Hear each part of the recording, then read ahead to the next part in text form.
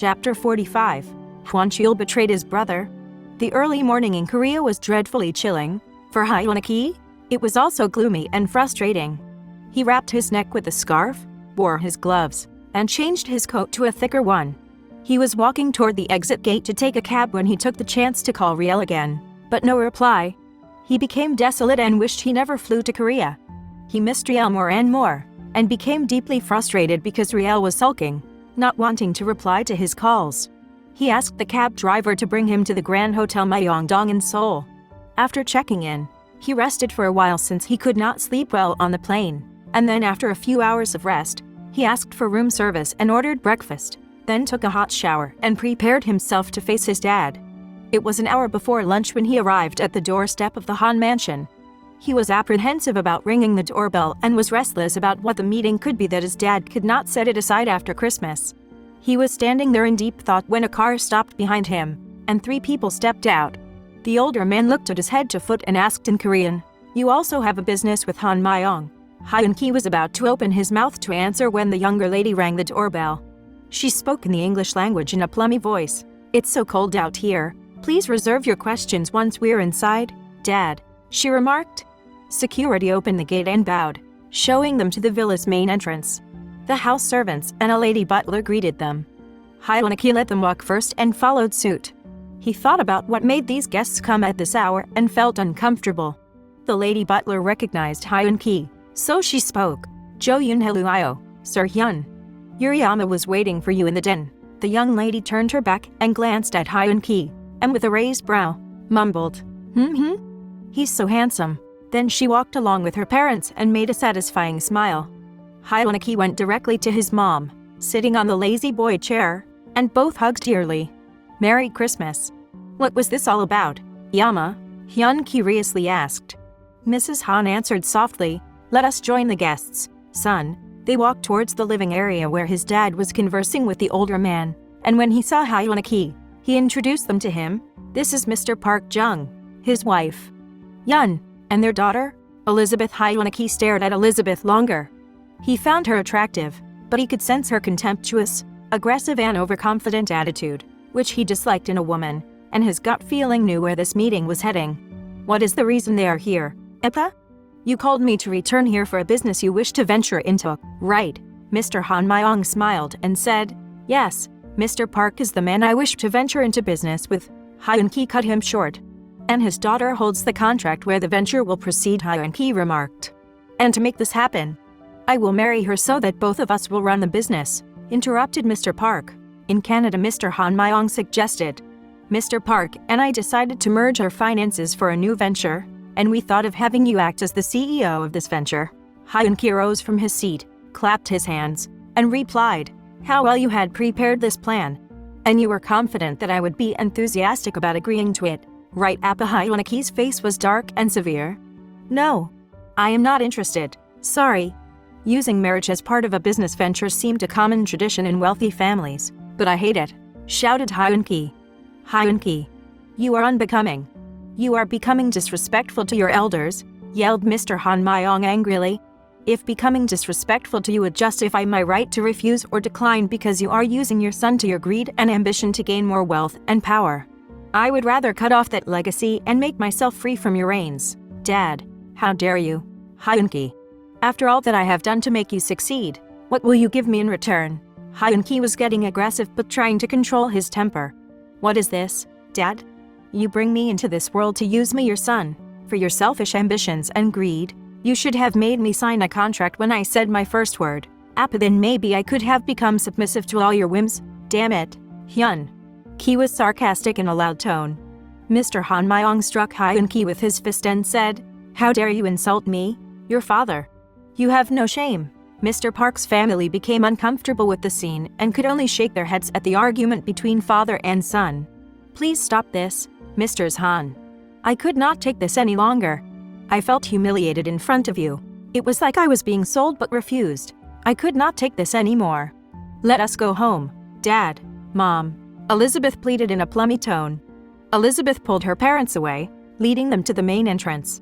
Mr. Han Myong became stiff with a withdrawn look while Hwan glared at his dad coldly.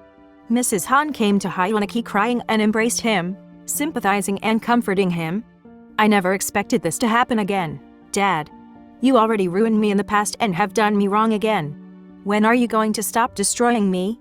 What have I done that I should deserve this, Dad? You could always count on me whenever you needed my help, but now, you just pushed me away. I don't think I could go on as your son anymore. Hwan-ki hugged his mom and spoke. This will be the last you see me. I'm sorry. Merry Christmas. Goodbye, Yama. Mrs. Han cried so much as Hwan-ki turned his back on the man, left without glancing at his weeping mom. Hwan-ki looked at his watch, then ran down the hilly street from his house to catch a cab. When he arrived at the Grand Hotel Myeongdong, he called the airport to know the following flight schedule. I'm sorry, Mr. Han, but our flights are fully booked. Otherwise, you could try as a chance passenger to our business class if a reserved passenger comes in late. But you must be here now, so I can't put you in. I have to be on a flight today. Be in a business class or economy. Just put me anywhere, please. Hwan-ki humbly requested. Yes, sir. I understand, and I'm sorry for the inconvenience. See you then, sir. Hwan-ki went to his room and tried making another call to Riel, but no response. He was becoming restless and worried. He could not know if Riel was very angry because of disappointment or if she was just sulky.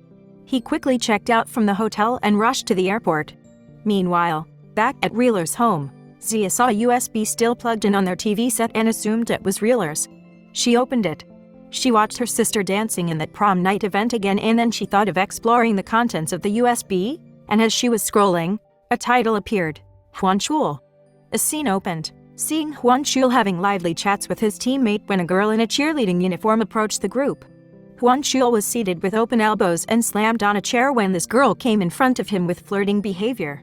The two were talking in Korean, which Zia couldn't comprehend, but she continued watching it, interested in how the girl and Hwan Chul acted. Zia saw Hwan Chul caressing the cheerleader's thigh, then the girl touched her forehead to Hwan Chul's and her finger on Hwan Chul's lips. Then he flailed an arm to his teammates and said, Hey guys, we're leaving. I have something to discuss with Chun-hae. See you tomorrow. He stood and held the girl's wrist. Then as they walked away, he held the girl's waist, pulling her closer. It looked like he was whispering something to her ears or kissing her, which Zia couldn't recognize well in the video. Then another clip appeared, titled, Mari Under the Rain. Zia got curious, mumbling, What could this be? Why this title? The video showed Mari standing by the entrance lobby of the college building, trembling in the cold brought about by the rain shower, clutching her books in her arms. Then Nancy ran to approach her with an umbrella and spoke, Mari, you're getting wet here. Come under my umbrella. Why are you standing here alone? Nancy asked with concern. I'm waiting for Chul. He said he'd. Nancy interrupted her. He's not coming. Mari. Wilson here saw him left with, a disembodied voice continued Nancy's statement. I saw him leave with his team, and it seems like they're going for drinks. Zia thought that the person talking and was taking the video could be Wilson, whom Nancy mentioned. Zia thought that Wilson concealed the truth from Mari to protect her. She was annoyed at what she saw in that video, and anger for Hwan Chul was starting to grow in Zia's heart. How could he cheat my sister? We were all nice to him and thought he was sincere with my sister. He was nothing but a cheat and a liar. Zia's angry voice was loud that Mrs. Kalma overheard her. Who are you talking with, Zia? Mrs. Kalma approached her while looking around to see whom Zia was talking to, but found no one. No one, Mom. It was just a reaction to the movie I watched on TV. Zia smiled and kissed her mom on the cheek. She went to her bedroom, thinking about those two scenes, Hwan Chul's and her sister's. She was thinking of showing it to Riel, but she was bothered. Would it cause more trouble than good? She thought. Meanwhile, Hwan-ki at the airport, he went to the duty-free shop to buy some souvenirs for Riller's family and Nancy, and then he saw this giant stuffed toy, and he thought it was a good gift for his godchild. While shopping, his name was called in by the ticketing counter, giving him his boarding pass. At last, they gave him a seat in the business class. He was going home. Hwan-ki arrived in Manila at 2:30 in the afternoon. He called Junie to pick him up and was in high spirits when Junie came. Let us go to Riller's house, Junie instructed Hwan-ki. I'm sorry, sir, but Miss Riel was with Sir Hwan Chul. According to Mang Ben, they went shopping first. Then he told me later that they gave gifts at the orphanage and to the older people. And they intend to visit Mrs. Nancy at her home, too, Hwan-ki said sprightly, smiling. In that case, bring me to Nancy's house. I will surely meet them there.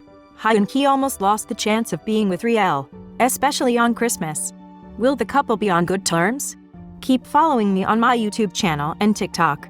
Take advantage of more exciting episodes in the Windows of the Heart series.